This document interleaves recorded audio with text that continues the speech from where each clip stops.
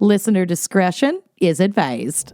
So, they could tell that the photo was probably taken in the U.S. The abuser's face could not be seen in the image, or like parts of it could be seen, but it was like so obscured that they couldn't get a good visual on the face. But other clues were visible. So the Danish authorities, like I said, believing that the images had originated in the U.S., turned them over to ICE's Cyber Crimes Division, which was working on a sweeping project called Operation Sunflower to track down and arrest traffickers in child sexual abuse material shared online.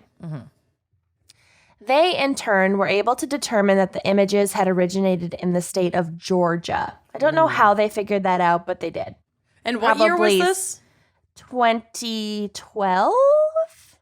There might have been like these were digital images? Yeah. Yeah, because so there's like the metadata and all that. Right. Yeah. That's probably how they did it.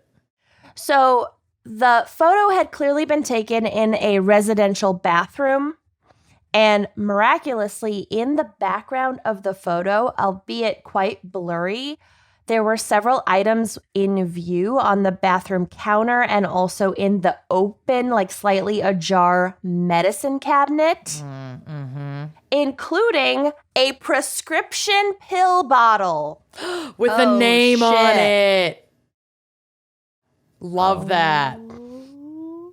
So standard zooming in on the pill bottle in the photo just revealed a blur. Enhance. That's literally in my notes. Yeah. Enhance. Zoom, enhance, zoom, enhance. It's not real, people. That's not how real. it works.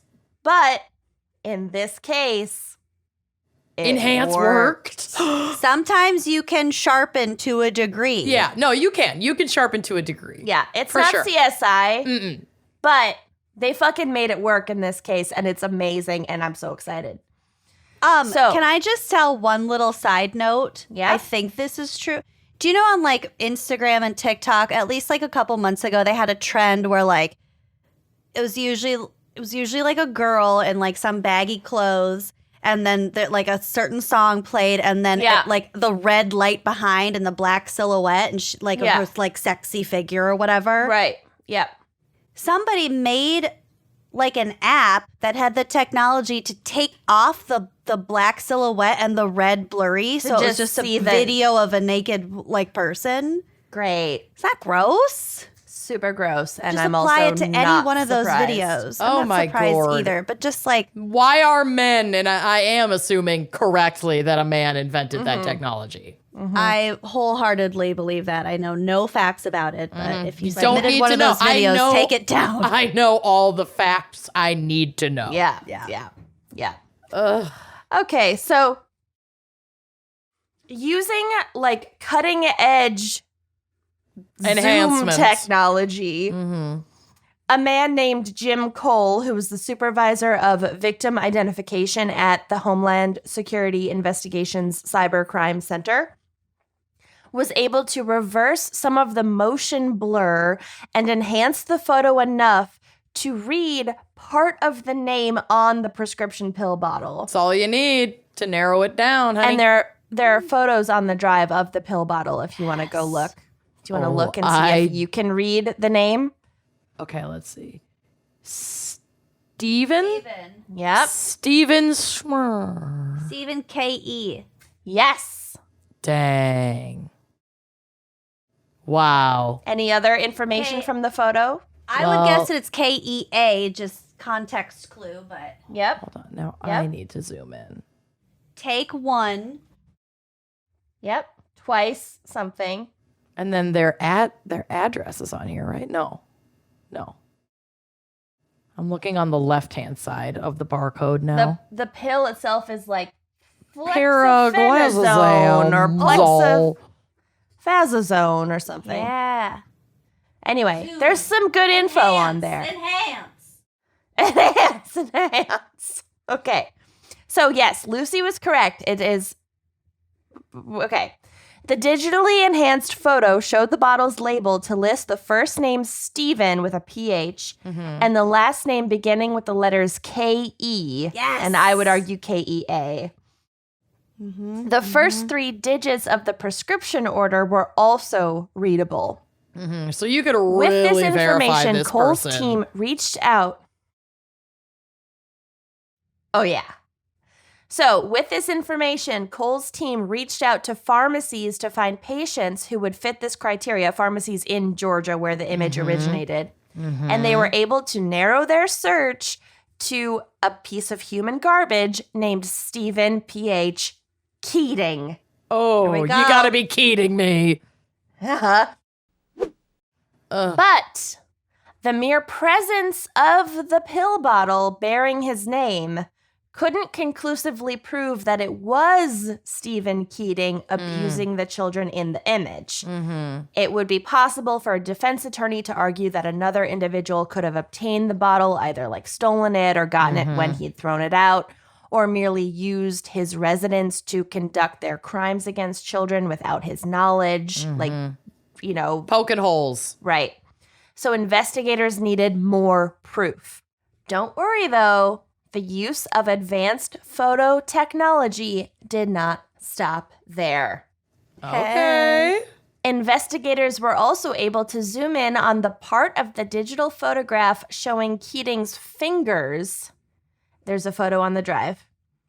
And by then processing this image through multiple filters, pull his motherfucking fingerprints Wow. from the photo. I didn't So even they know that was possible. From like a still image of the Of his- video. Of the video. Yeah. Shit. Oh, wow. Yeah. So Cole would later describe, quote, how he and his team sharpened the image focus on a finger in the first still shot from the video, generated a spatial map capturing the unique ridges and contours of the surface of the finger, and managed to extract enough fingerprint detail to run the data through their biometric database of convicted offenders. Damn. That is wild. Like, I'm just looking at my own fingers. Yeah. right? Yeah. Fully bonks. If there was just like a photo of your fingers, they could potentially get your fingerprints. Yeah. But this isn't even a photo. It's a frame from a video, Correct. which is not at all a photo. Well, and Right. that's even in terms wilder of that definition. Right, that's what Yeah. I'm saying. That's like even more miraculous that they were able to get such a clear still from a moving image. Science is so cool. And the Amazing. fingerprints pulled from this photo were highly accurate and a conclusive match to Keating. Jesus. Thank God. So 53-year-old Stephen A. Couldn't find his middle name. I'm guessing it's We know Alan. what it Yes. was. Yeah. Keating, a resident of Jessup, Georgia, which is We have thoughts on that we don't need to get into. Sure don't. which is a small town located between Savannah and Jacksonville, and nearby the thriving metropolis of Doctortown, Where the Georgia. first doctor was born. Welcome to Doctortown, where we do not vaccinate. Everyone's a doctor. There's a 1% vaccination Nation rate in Oh, Doctortown. no. So Stephen Keating was arrested on November 15th, 2012 for the child sexual abuse crimes depicted in the photos. Further investigation into Keating after his arrest revealed that he had been sexually abusing 3 different children under the age of 12 and photographing and filming the abuse to distribute online.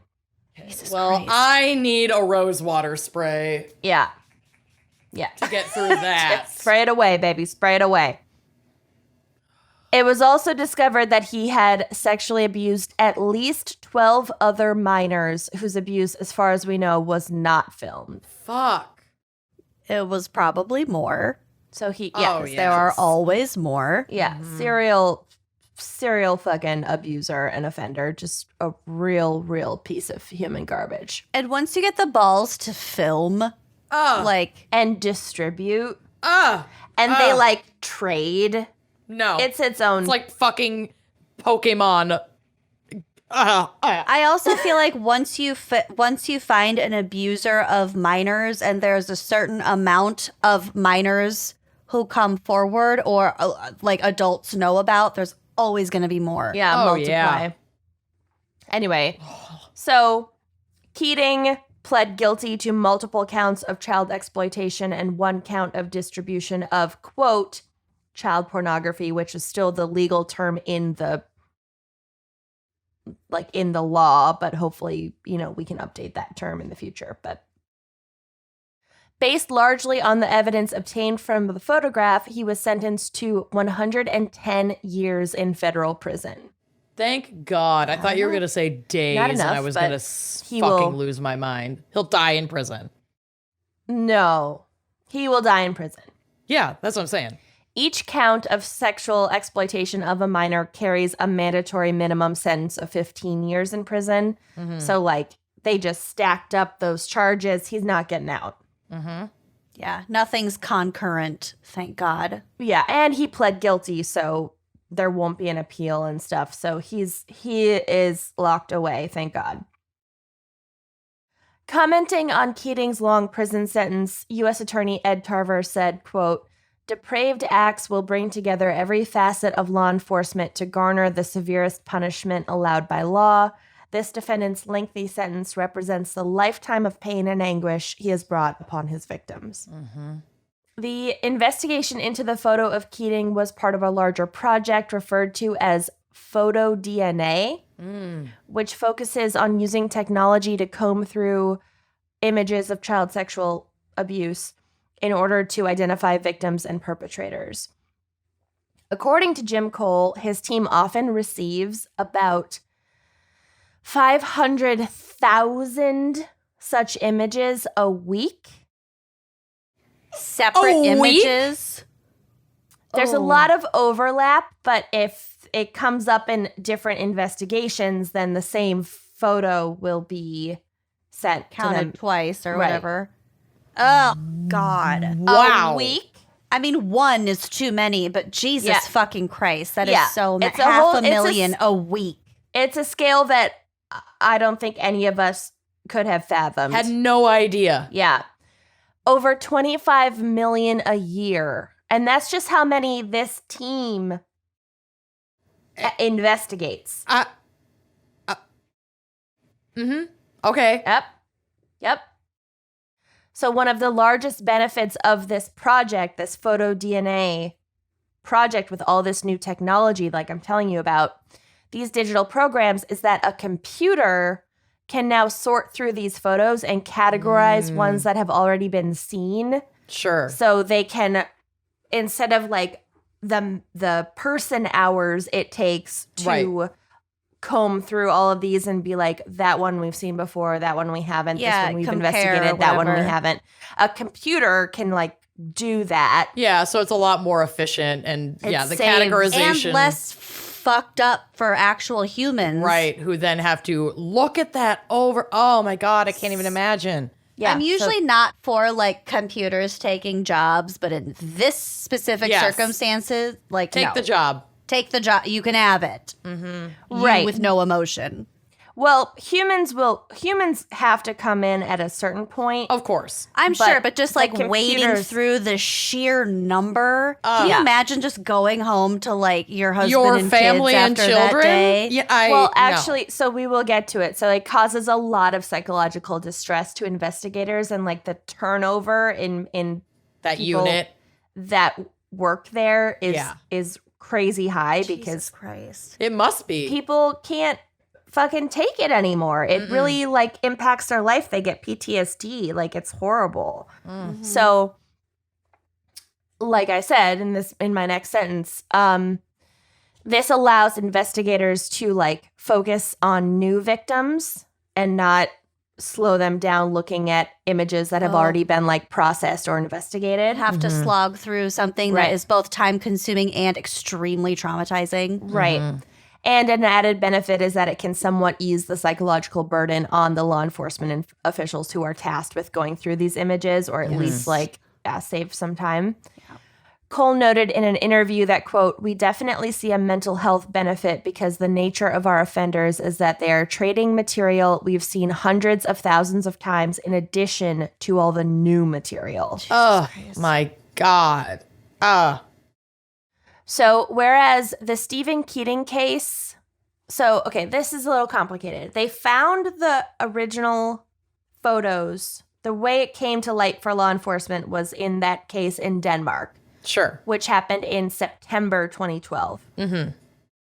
Once that information was sent from Denmark to the U.S., they very quickly were able to figure out, like within 24 hours, once the U.S. got it, they were able to figure out that it was fucking this dude. Okay. Wow. That's really fast. They were able to enhance. They Fingerprints.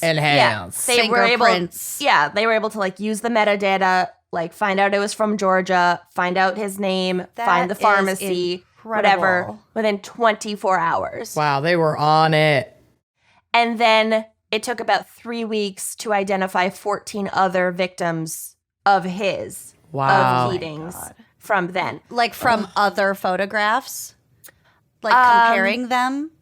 That or just I'm not once they sure. got him? Once they got him, I think maybe they were able to like find other shit on his computer. I'm not sure. Yeah.